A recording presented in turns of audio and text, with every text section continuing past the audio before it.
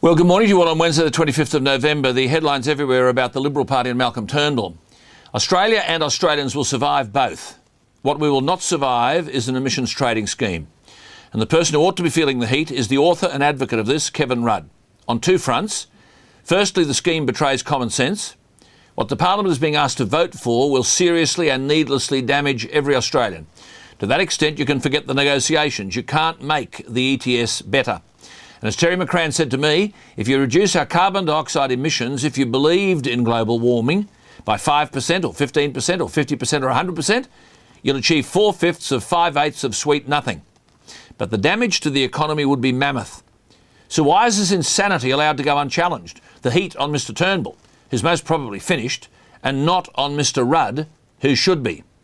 All we get from the Prime Minister is rising hysteria and still no public debate about the fact that the institution which had the most clout in confirming the notion of climate change for the United Nations, has now, through leaked emails, been demonstrated to be a fraud. In other words, supporters of this global warming argument have gone to considerable lengths to doctor evidence and suppress information and intimidate those who don't support their theory.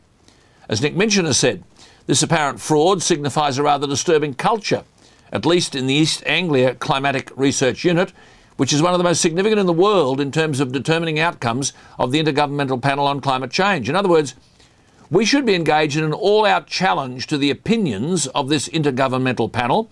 Professor Ian Plimer has said that he hinted in his recent book, Heaven and Earth, that there's fraud afoot among climate scientists.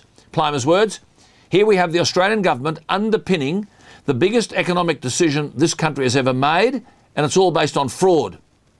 Now, about 1,000 emails and 3,000 documents have been posted on websites showing collusion between scientists to overstate the case for global warming and proof that some have manipulated evidence.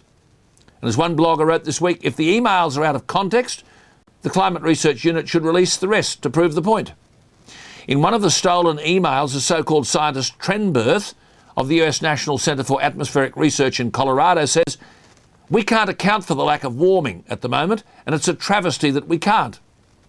In other words, emails show that these so-called scientists are involved in politics, not science. As one blogger has written, leading researchers have been caught discussing how to hide the decline, how to refuse their scientific and legal obligation, and threatening to blackmail professional journals to stop legitimate research being published.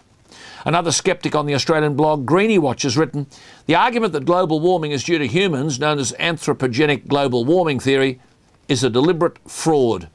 I can now make that statement, he wrote, without fear of contradiction because of a remarkable hacking of files that provided not just a smoking gun, but an entire battery of machine guns. Well, here we are in the Parliament discussing a massive tax on Australians based on arguments that have been demonstrated to be fraudulent.